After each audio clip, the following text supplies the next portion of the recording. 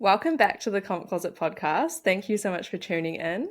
I'm your host, Sarah Moore, and today's guest is someone who, in every sense of the phrase, walks the talk. She's a professional FMG athlete, she's prepping for an international show, and she's balancing a corporate career. And somehow she does all of this with this quiet kind of discipline that is impossible not to respect. Valerie Schein, welcome. Thank you so much. It's so great to be here. I'm so excited to hear more about your journey, but let's begin with where you are at right now. So, as I mentioned, you're an FMG pro, you're currently prepping for the UK stage, and you're balancing that with a full time corporate role, which, when you say it out loud, sounds like a lot. How do you manage it all, and what does balance actually look like for you?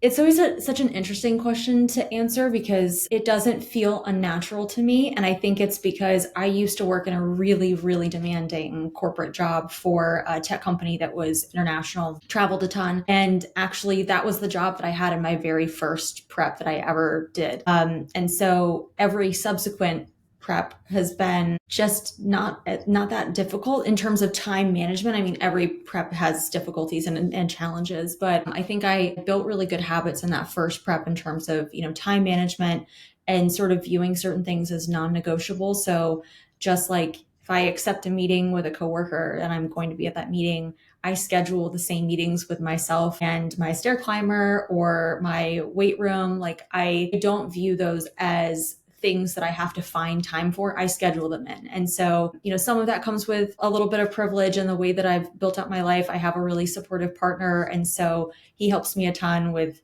like meal prep and that sort of thing. He's always happy to cook for both of us. And I don't have kids. I have fur babies. So I have two little dogs and they don't mind hanging out with me in the gym. They just bring their toys down. So, and my gym is in my basement. So, I've built a life around being able to do the things that I love. And it makes it so it feels natural. It feels just like brushing your teeth in the morning. Yeah, absolutely. So let's rewind a little bit because obviously you have kind of built so much into your life that works, quite well with bodybuilding despite being so busy. But what age did you first step into bodybuilding and what was the catalyst that really sparked it for you? So I started weightlifting really seriously in 2015, so about 10 years ago. I had always been an athlete. I horseback rode when I was growing up. I did dance, I did jazz, gymnastics. I did a very brief stint of softball, which I was terrible at. But I was always really into being active. And I think when I decided that I really wanted to take weightlifting seriously,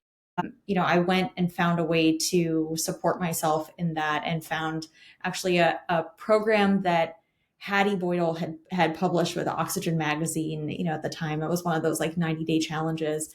And I signed up for that and took myself through that first challenge and just fell in love with the structure and the discipline of that.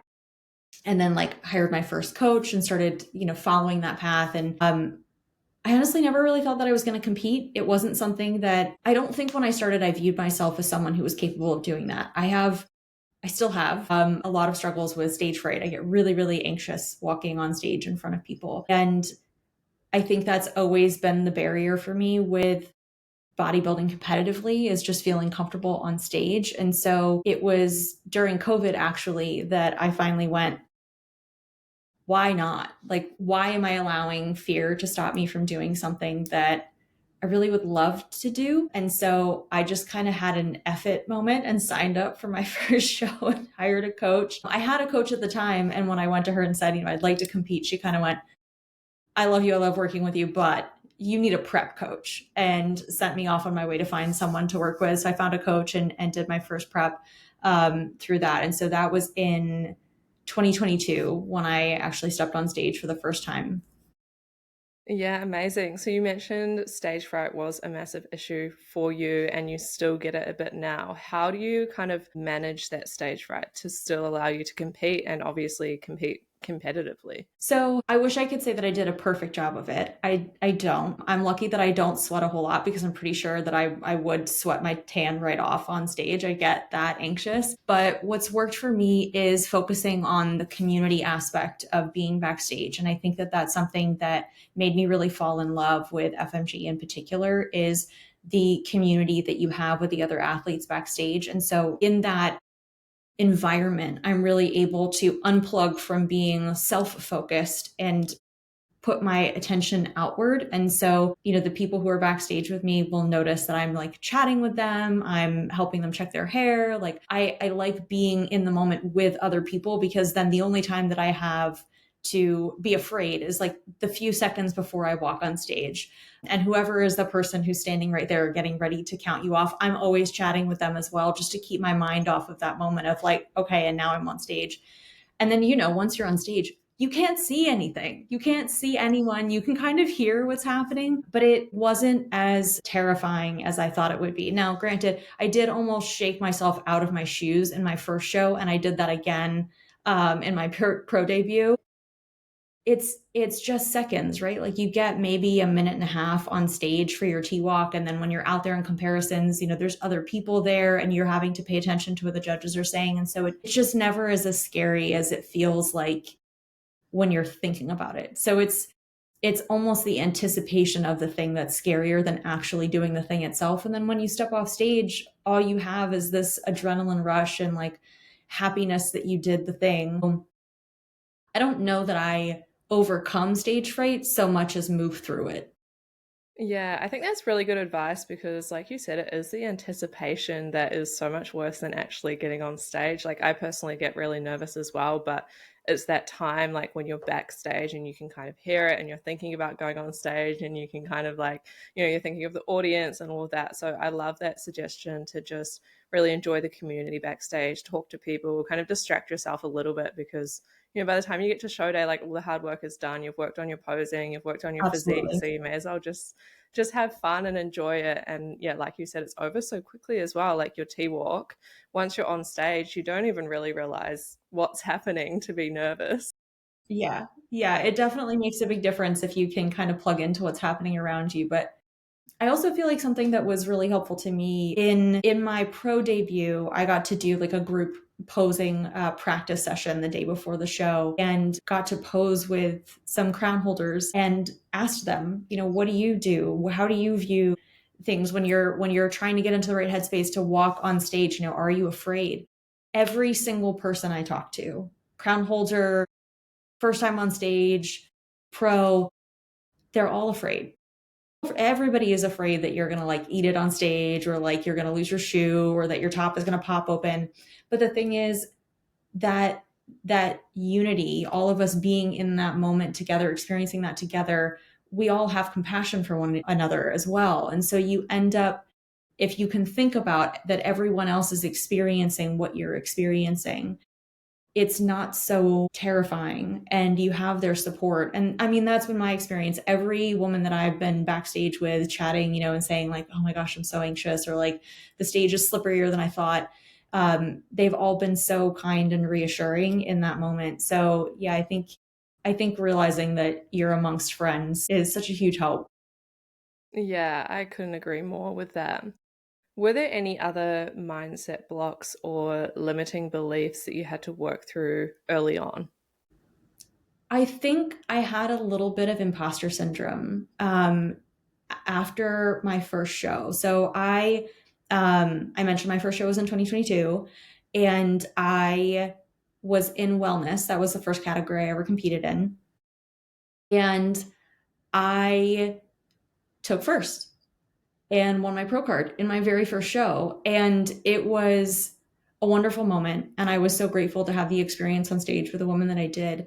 But then when I walked away from it, I had this fear, I guess, that I wasn't actually good enough and that, I couldn't swing it on a pro stage and really wasn't up to snuff. And I think it was really helpful for me to take a good amount of time in between that very first show and earning my pro status to my pro debut. I didn't do my pro debut until last year. So it was a full like 2 years in between that very first show and actually stepping on stage for the pro debut. And I think devoting that time really helped me overcome that feeling of, I belong here, because I put in the time, I put in the work, I put in the effort. I grew a lot. I grew out of my category and needed to step into a different one. So when I made my pro debut, I actually did bikini which was not what I expected. But what I found out was that, when I was on stage in wellness the first time, it was not as much muscle that was causing that imbalance as I thought. It was that I hadn't cut down as hard as I could have. And so when I actually was lean enough for the pro stage, my legs looked a lot smaller. And so bikini made a lot more sense. But then when we dug even further, I did 2 shows last year. I did Dallas and LA. When we dug even further, I ended up coming in so lean that I again had to move into a different category, which this year I'm competing in fitness for the first time after getting some really wonderful feedback from the judges in LA, just saying like, you have the muscle development. So I think overcoming that like mental block of seeing myself as having earned my place, took some time, took some listening to people who were pros or who are judges and hearing their feedback and doing something about it. And now going into the UK show, I'm so excited to step on stage in the fitness category. It's where I've always wanted to compete. Yeah, I'm so excited to see you step on stage in fitness. I think it's going to be a massive transformation, even from your last show, and just, shows how much work you put in. But do you have any advice for someone who has gone pro in their first show and potentially didn't expect it, and now they have that imposter syndrome that you experienced? I mean, I think if you have a good coach, your coach is always the first place that you should be bringing those concerns. I have had the benefit of working with a really wonderful coach. I actually started working with him right before my very first show and kind of helped ease into that at the tail end of a coach that wasn't as good of a fit. And I think that depending on your personality, the personality of your coach makes a huge difference. And so for me, as someone who is very self-critical, very anxious, I love to micromanage everything. I am a control freak.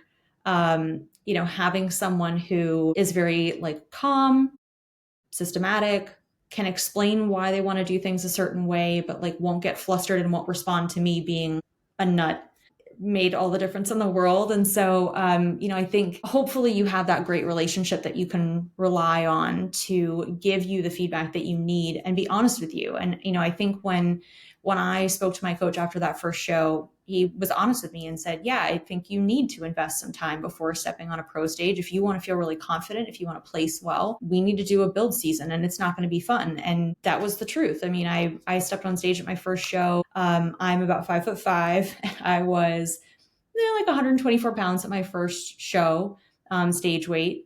And my build season, we brought me up to almost 150 pounds, which it was not a comfortable journey, but it was a necessary investment in my future physique. And I think it made all the difference in the world with me feeling confident to have put on that muscle mass in that off season and really like take the time to build myself into a pro. Because what the judges are telling you when they award you a pro card may be that you are ready to step on stage amongst pros, but it may be that you were the most pro-like physique on stage that day, and they want to invite you to step into your next level. So you may not be a first place crown winning pro yet. Pros, come in the full spectrum. Like not everyone can take first. And so if you want to win your category, then you may need to invest some more time in building. And that's okay.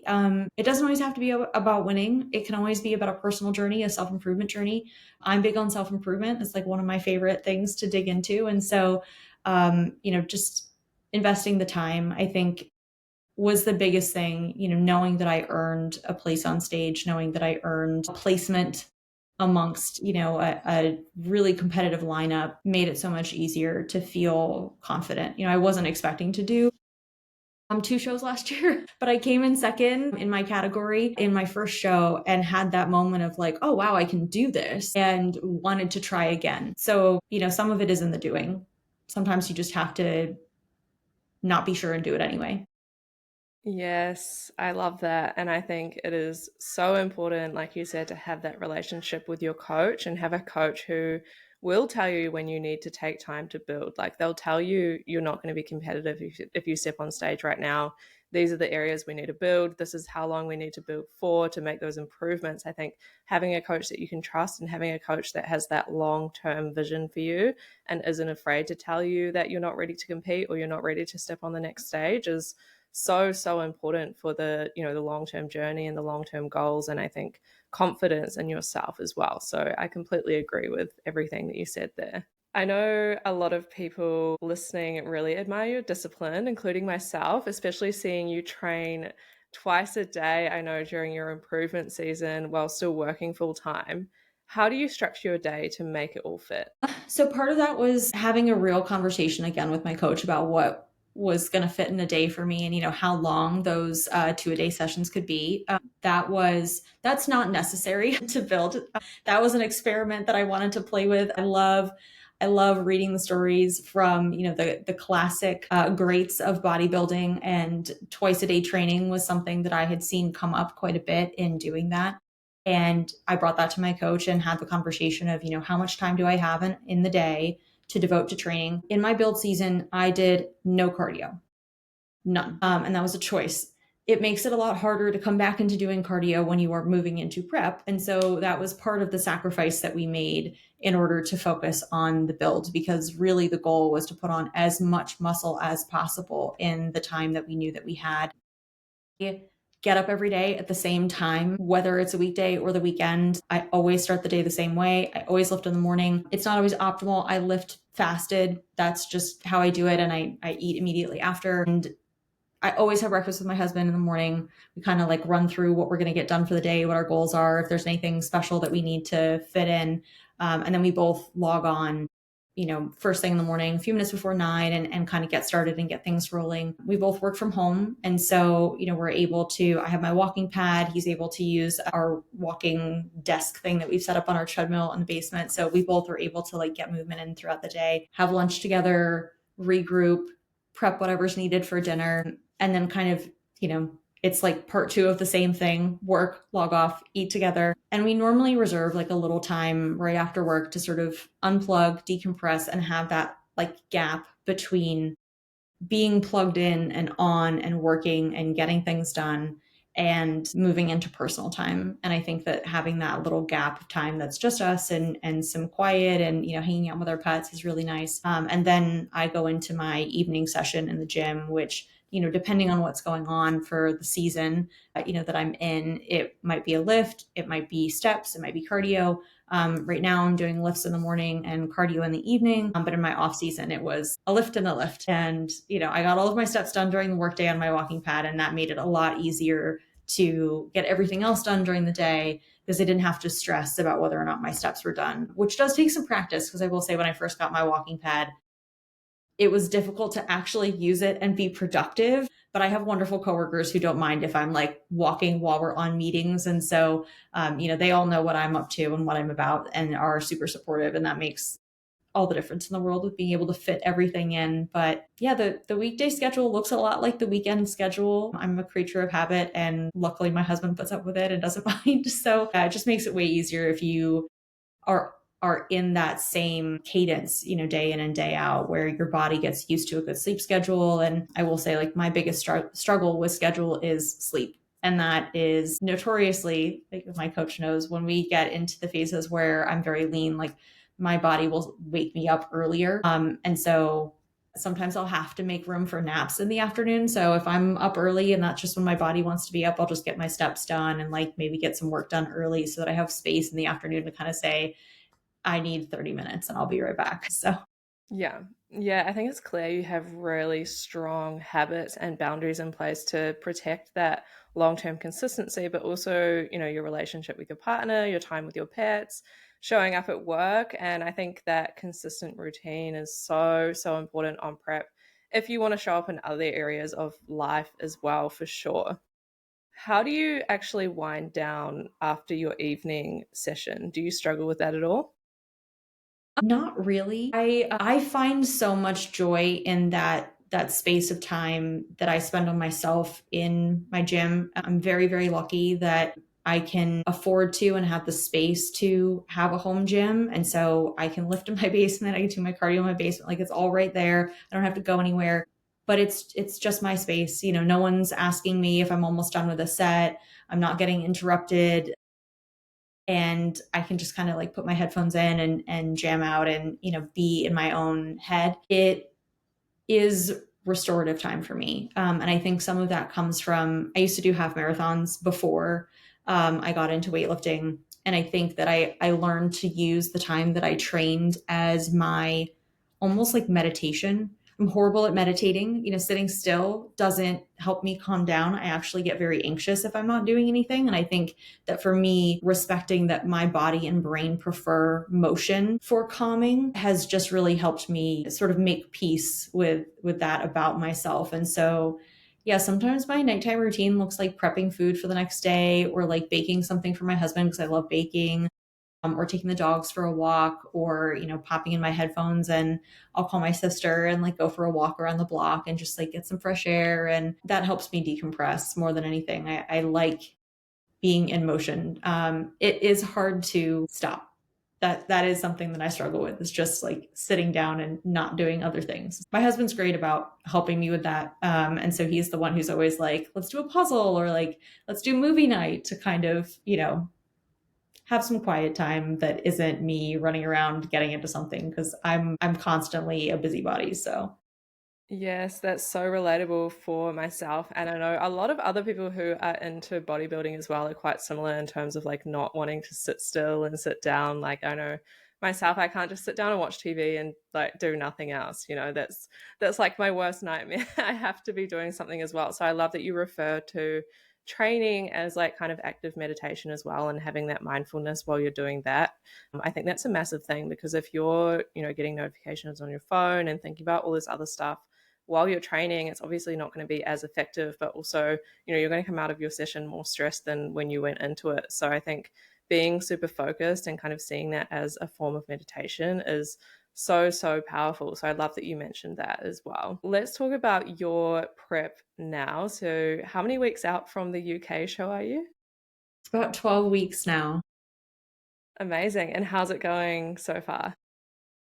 So far, so good. It's so interesting. Every prep is so different, and I think that this one being the first time going into the fitness category and really having invested so much effort into putting more muscle onto my frame, it looks different. And so it's been an interesting like learning experience to see what does it look like to be leaning down for a show with more muscle mass on my frame versus in the past when I've been a little bit smaller.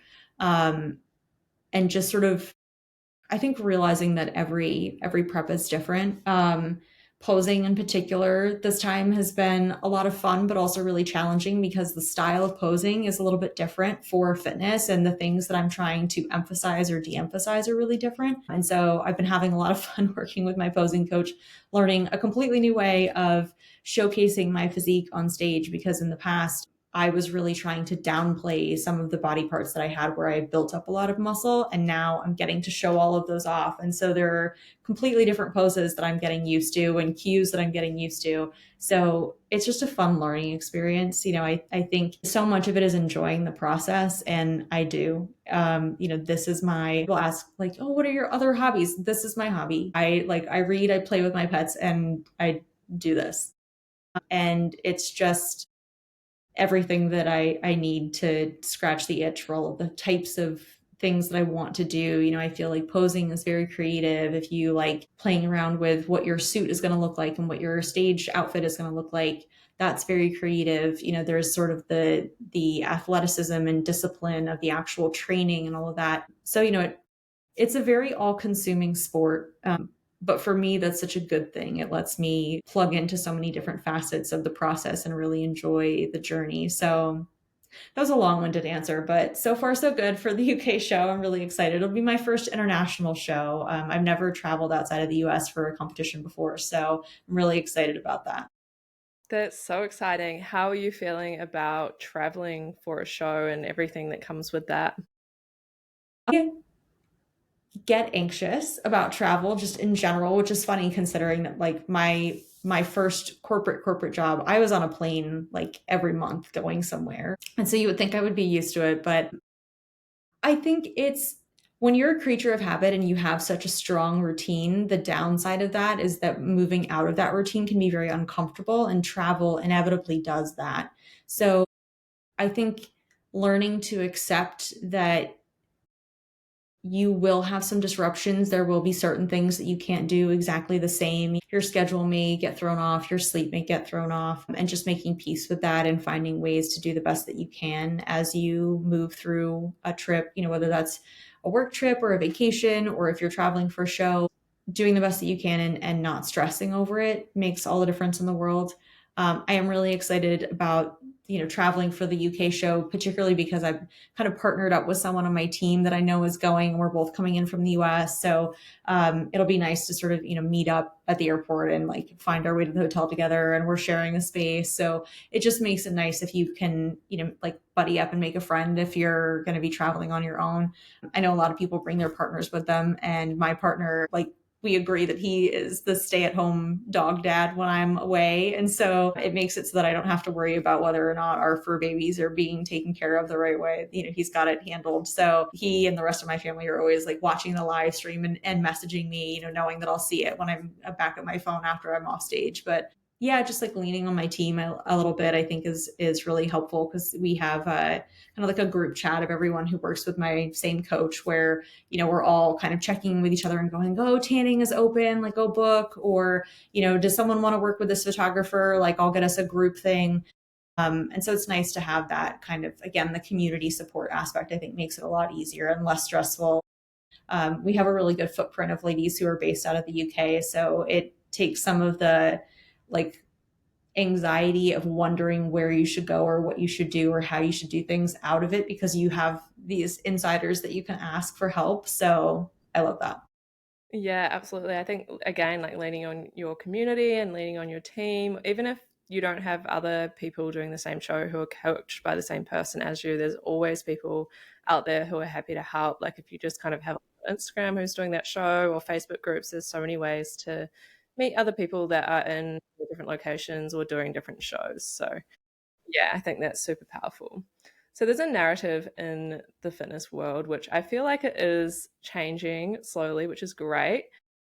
But people assume that the stage is only for women in their 20s. And there's a lot of women out there who are challenging that. And there's a lot more women competing now in their 30s, 40s, and beyond. So, what would you say to women in their 30s or 40s or older who are quietly wondering if it's too late to start competing? It's not.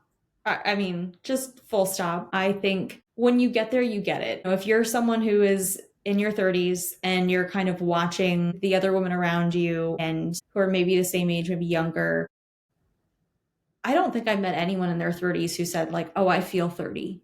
It's very rare. So, I didn't feel out of place in my first show. I was 33. And so I was just shy of being able to go into the age up category.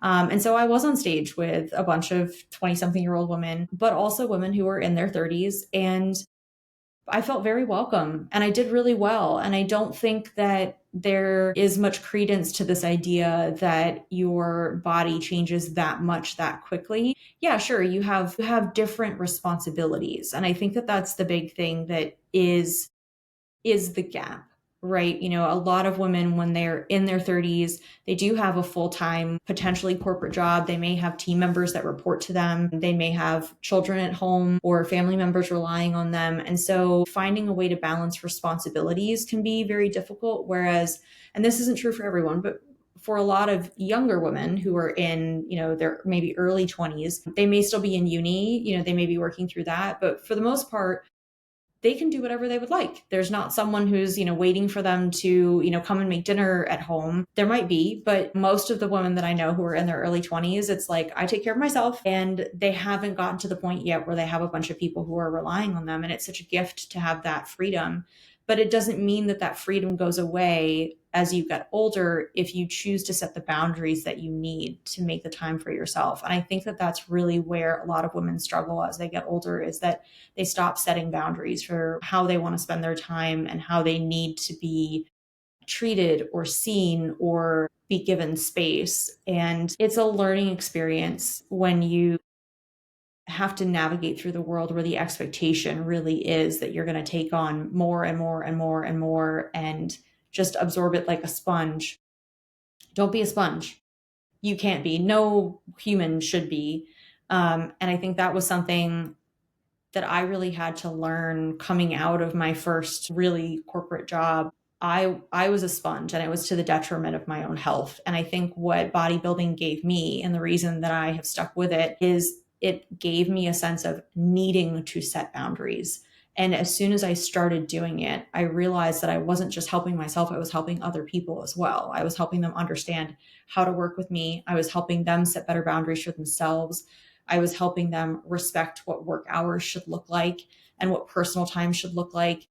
I was helping to encourage them to find things that they like to do outside of work that didn't involve responding to work or studying for work or being plugged into something for our industry. It's so easy to drown yourself in the pursuit of helping other people, helping the company that you work for, growing your business, taking care of your family. And when you neglect yourself, you also inadvertently neglect all of those other things. And so for me, bodybuilding was like the gateway drug to taking care of myself in a way that I had never had the boundaries to do before. And my whole life is better for it. I'm in a better job because of it. I have a better team that I work with because of it. My relationship with my partner has improved because of it. And I think a lot of people, would try to argue the opposite, like, oh, prep is going to be so hard in my relationship.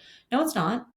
Not if you prioritize the things that are important to you. And if your partner is important to you, you'll prioritize a set of time and the communication with them and helping them understand where you're at. And if you can do the same thing with all of the important relationships and pieces of your life is so much richer for it. And so yeah, I don't buy into this idea that there's like an age out point for taking care of yourself or experiencing competition or joy or putting yourself out there. We don't have an expiration date. There are women who are out doing strongman competitions at, 80 plus. And I love seeing that. I love seeing us take up space. No, I think some of the coolest competitors that I've met have been the ones who are in like the 45 plus category backstage, because one, you would never know. You can't tell. If anything, they look more shredded than some of the younger competitors that you see backstage, because they like take it serious. But they're also just a light. Like, when you learn to take care of yourself, you shine so bright, and they are the most beautiful human beings you'll ever meet. So I love seeing older women backstage competing and doing their thing. They're incredible. So I hope that I get to be one of them someday. Yes, me too. I absolutely love that. And I think you're so right in saying that bodybuilding does really help you in identifying like what's important to you and what your priorities are. And it really makes you aware of how you're spending your time and who you're spending your time with as well. So, it's absolutely possible to do all the things, but you're just a lot more aware of kind of what's serving you and what's not. And like you said, when you start taking care of yourself, you're going to show up so much better in all these other areas of life as well. So I think that is very, very well said. Is there anything else that has kind of been a meaningful transformation for you with stepping into the sport of bodybuilding? Yeah, I mean, I think we talked a little bit about my stage fright, and I think some of that comes from like a fear of being seen trying in particular. When you are, I think bodybuilding tends to attract people who are perfectionists, who really like to have control over their situation. And in my experience, those are also people who really struggle with failing and what it means to not come in first, not get an A, not be the winner. And I started out in the sport as that person and really had this, like, it was so tied to my identity that I had to do well. And it was something that I think a lot of other people put on me from a young age, of being someone who just always was effortlessly successful. And we all know that it's never effortless, right? Like, you look like a swan above water, and then underwater you're like paddling as fast as you can, hoping to stay afloat. And that was always how I did things. And I think what bodybuilding has given me is an acceptance of failing as learning, and really respecting the process of being on a journey I'm so glad that I didn't take a crown in my pro debut, because I wouldn't have gotten the experience of moving into a second show in one season and seeing what that felt like and seeing how hard it was. And now I have so much respect for the competitors who are able to do multiple shows in a season, because I've done it now and it's hard. And I didn't end up going and winning the category, at the second show either. I actually got feedback that I was in the wrong category. And it was a beautiful redirection into something that I really wanted, but I wouldn't have had the experience of getting that feedback if I hadn't failed at the first show and come in second.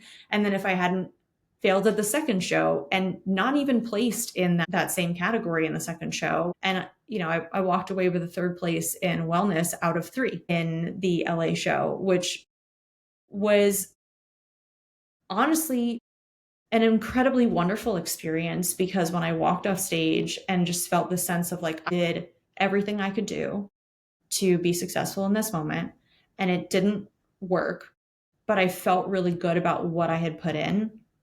Walking off stage and then just happening to I went to the pro meeting for the new pros with a friend of mine who was on my team, who had just won her pro card at the LA show, which I'm so glad I was there for. And I just happened to cross paths with Pauline at that meeting. And that was when she told me that I should be in a different category. And if I hadn't gone through that whole journey of not winning, not placing well, I wouldn't have been there in that moment, just happening to be there supporting a friend to get the feedback right then in that moment that what I really wanted was within reach. Because I've always wanted to compete in fitness. And I never thought that I was going to be big enough that I would be able to put on enough muscle to do it. And so I think the big takeaway for me, the learning that I've been able to glean from this sport, is just celebrating failure, because it is where you learn. If you win all the time, you don't learn anything. You don't grow. And what a horrible thing to never grow. It's such a gift to be able to grow into something new. So I think if you can celebrate the moments when you don't do enough, when you fall down, when someone works harder than you, when the lineup is so strong that you don't get called up to the front, if you can take those moments and learn from them, it makes you a better person. It makes you a better competitor. It makes you a better teammate. It makes you a better part of the community. And it lets you grow. So moving beyond those painful moments of fear about failing, that's where the magic happens. So Yeah, I think the personal growth in the sport is just absolutely incredible. And that doesn't come without, not getting that placing or not getting the result that you're hoping for. And being able to grow from that and have that growth mindset and seek feedback and come back better is just so, so powerful within and outside of the sport as well. absolutely, yes. Yeah. How do you personally navigate the post show or the off season phase, especially when your body is changing and adapting so much? It can be really hard. And I think I'm really happy to see so many competitors talking more openly about their post-show experience, because I think it used to be a lot more taboo, and you really didn't see people talking about having, post-show blowout or reverse not going well. There are some people who do an exceptional job of being very controlled in their reverse, and that's wonderful for them. But they were the only ones that I saw sharing their experience post-show. And so when so many of us don't have that experience, it can feel again like you're failing and like there's something wrong with you. And I have had very positive, kind of easy reverse experiences where, things went really smoothly and I was able to, follow my program really well. And I've also had the opposite, where this last season, coming out of having done 2 shows back to back, the reverse was the hardest part of the entire process. And it was a really, really tough prep to begin with, going from, already being stage lean and then going, well, we need to get leaner, and going into a second show. I think, my hormones really fought back against me coming out of it. And it was so beneficial to have my coach helping to keep me balanced throughout that process. And I do think that, again, for any competitor who's navigating challenges throughout prep or post show, one, don't fire your coach after your show. Keep your coach, keep them for a few months at least. If you need for budgeting purposes to not have your coach year round, that's fine if that's something you need to do, but don't send them packing right after the show. You need them right after the show. And I would argue that you need them more then than any other time, and you need to tell them the truth. So if you had an absolute blowout and you just stood in front of your fridge eating everything that you could get your hands on for an hour and you really have no idea how many calories you ate, you have to tell them. You really have to be open with them because their whole job is to help you. And so if you're hiding things from them, they can't. So I was really lucky in this very, very difficult reverse process from my LA show last year. That, when I came to my coach and said, I am having the hardest time, like, I can't stop feeling hungry. I'm going to bed hungry. I'm waking up in the middle of the night hungry. I'm eating everything under the sun and I still feel hungry. And he was able to help me navigate a recovery diet instead of a reverse diet. And I think a reverse diet is what we're all very familiar with, where it's sort of a gradual process of coming out of being stage lean. And the recovery diet is just smack back into maintenance, take out the cardio and let your body recover. And it is very difficult from a headspace perspective because you do gain weight faster. You do tend to gain more fat doing that, but my body needed it. And so I think having my coach tell me, hey, it's going to be okay. This is the path forward and this is what we're going to do. And stepping in and intervening when I needed it made all the difference in the world. But being in the off season is the nitty gritty dirty part where all of the growth happens, but it's also the really uncomfortable part. And so I think you do have to have a lot of mental fortitude to recognize that all of the beautiful pictures that you have from being on stage and being super shredded and being in a beautiful sparkly bikini or a gorgeous evening gown, or whatever photo shoot outfits you packed and did, your photo shoot with, all of those pictures are what people see when they look at you on your social media. And then the reality of off season is not so glamorous. And you may be 10, 15, 20 pounds heavier in the off season, especially if you're trying to move into a pro category or if you're trying to move up into a different division. I think learning to see your body as is really helpful. Your body's meant to change.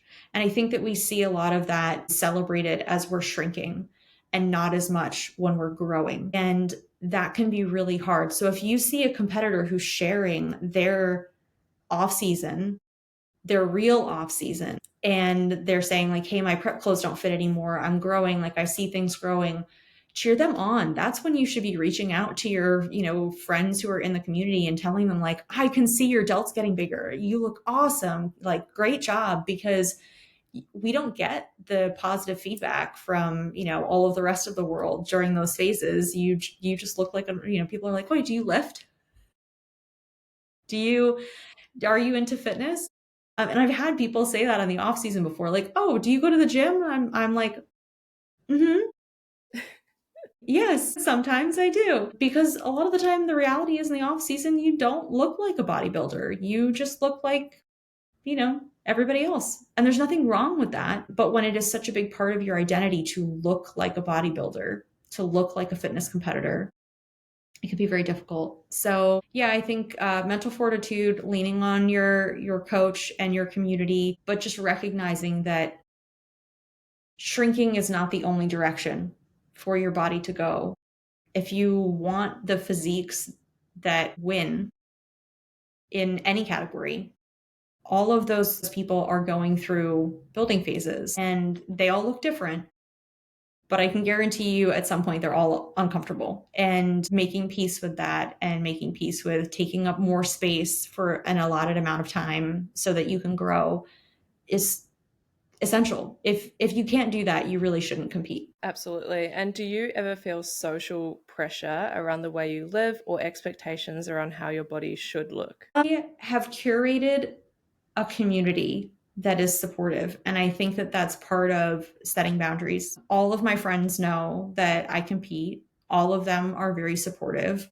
All of them know that I have a portable mini scale that I can tuck in my purse and will sometimes pull out at restaurants. depending on where I am in, prep or not. And none of them give me a hard time about it. No one's trying to push drinks on me. No one's trying to force feed baked goods. Everyone's very understanding. And I think that when you start setting boundaries around what you want out of your life and communicate well with the people in your life, what your goals are, the people who want to see you do well will be supportive. And the people who are making it difficult for you don't want to see you do well. And it may not be that relationship needs to stop. It may not be that you need to cut them out of your life, but you may need to have a conversation with that person about what your goals are and why it's important to you so that they can understand how to be supportive. And there may be certain people that are easier to spend time with when you are in your build season. If there are friends those are friends that you go to the movies and eat an entire box of popcorn with, or they're the people that you go out and try new restaurants with, then great. You hang out with them a little bit more in the off season. And, maybe during prep season, you're just going to grab a coffee together instead. And you find ways to spend time with them where the parameters make it harder for things to go off the rails. And so, I do have friends like that where our favorite thing to do is go try restaurants. And I can try restaurants, but we're trying breakfast and it's a coffee shop. And I'm getting a black coffee during prep. And that's okay because they can get whatever they want. And, if I have to watch them eat a muffin, I'll live. It's okay. And that's fine. And I do that with my husband all year round because he doesn't compete. And we both love food. We love trying new restaurants. We love trying new recipes. I love baking. He loves cooking. And so there are phases where I'll be very restricted with what fits into my macros, but he has the freedom to enjoy whatever he likes. And so I think there's such a huge difference between people wanting that freedom for themselves and wanting to push you off the rails. And if you can recognize the difference and use communication to mitigate those issues, your relationships really don't have to suffer. If there are people who are actively sabotaging you or giving you a hard time, then yeah, you do need to put your foot down about that. But in my experience, most of the time, it's more a reflection of that person and their lack of understanding or discomfort. And the more that you can kind of peel the layers away and help them understand what you're doing, the more supportive people are and the more excited they are to help you. So, I've had family members make entire separate meals for me without my prompting, even though I packed my own food, just because they wanted to be supportive because I had done a good job of communicating to them where I was in prep, what was going on, what I needed to eat, what I couldn't have. And it invites people to be supportive. And I would say most of the time people want to be supportive. So if you can do a good job of communicating, most people will step up and try to help you. Yes, that communication part is absolutely key. And I think it's important to remember too that, you're on your own bodybuilding journey, and that doesn't mean that everyone else around you has to do the same thing, because I often see Absolutely not. competitors getting annoyed at others, like partners or friends, for getting takeaway or like their favorite food, and they think that they're being selfish. But you have to remember that you're on your own journey. Like, it's a choice to prep, it's a choice to go through this journey, so you don't need to push it on anyone else either. And I think, like you said, when you communicate everything, everyone else is so supportive, and there's so many ways that you can still socialize and still go out and still do things without compromising your own prep journey. Absolutely, yes. What is one thing that you wish more women truly understood about strength training and building muscle? Oh my gosh, there's so many things. I think there are so many silly myths out there. I think one that comes to me a lot, and Mom, if you listen to this, I'm really sorry. I'm going to call you out. My mom's favorite question to ask me when we're talking about, my programming and what I'm doing is, well, how do you get abs? Like, how are you getting shredded and getting abs? And I think so many women don't understand the mechanisms of fat and lean mass and what it takes to have visible muscle. And so you get a lot of these questions about, how do I get toned? And you want this very lean muscular look, but if you don't understand that there's a lot of work that goes into growing the muscle, then what you end up with is just a very, very slim body that doesn't have muscle, which is very difficult for a number of reasons, right? It's not very flattering, but it's also exhausting. It's horrible for your hormones. It's horrible for your overall health to be thin with no muscle. It doesn't do anything good for your metabolism, especially as you age. And so you end up creating a body that is more prone to illness, is more prone to disease, is more prone to aging breakdown, brittle bones, not being able to recover from surgeries or anything really. And I wish that more women recognized that building muscle is probably the number one thing that you can do to stave off illness and poor health as you get older. And so, is it beautiful?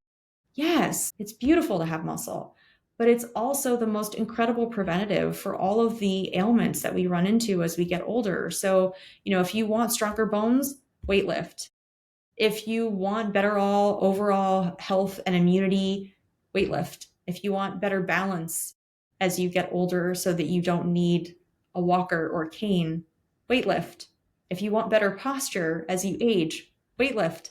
And so I think it comes back to this idea that society puts forward of, the only way for women to change their bodies is to get smaller. And that's the only thing that we celebrate in women's bodies changing is, if a woman has a baby, how quickly does she bounce back? If a woman has gotten engaged, what's the diet for the wedding? How are we going to slim down to look amazing in the dress? And I hate that. I hate that that's the only thing that we celebrate for ourselves. And I wish that more women would take that uncomfortable step to going in the opposite direction and investing in building muscle, because not only will it help you get the body that you're actually looking for, but it will have so many ripple effects, especially as you get older, that are all positive. And so that I think is the biggest thing, understanding that lean, athletic, toned body that you want has a lot more muscle mass than you think it does. And dieting down can only uncover what you've built. And if you haven't built anything, then there's no abs to shred down to so that you can see them. There's no quad separation to reveal. There's no glute hammy tie-in to finally showcase. There isn't anything. And so no amount of dieting can make up for not putting in the time in a build phase to put the muscle on your body. You have to invest that time.